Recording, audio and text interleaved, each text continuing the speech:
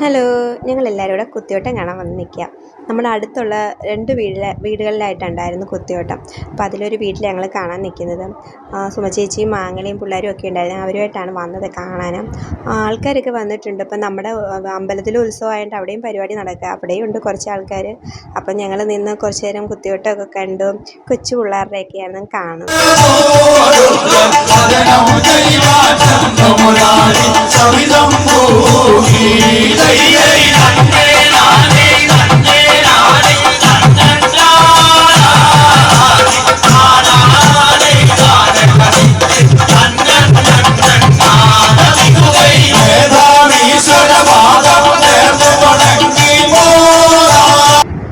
അങ്ങനെ ഞങ്ങൾ കുറച്ച് നേരം കുത്തിയോട്ടമൊക്കെ കണ്ടു.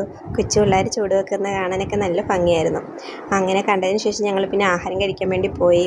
അന്നേരം ഉപ്പുമാവും കടലയായിരുന്നു. അങ്ങനെ ഞങ്ങൾ അതൊക്കെ കഴിച്ചിട്ട് തിരിച്ച് നമുക്ക് അടുത്ത കുത്തിയോട്ട വീട്ട് വരെ പോകണമായിരുന്നു. അവിടെ നിന്ന് ഞങ്ങൾ കുറച്ച് നേരം കുത്തിയോട്ടം കളിക്കുന്നതൊക്കെ കണ്ടിട്ട് തിരിച്ച് ഞങ്ങൾ വീട്ടിലോട്ടിങ്ങ് പോന്നു ഞങ്ങളെല്ലാവരും കൂടെ.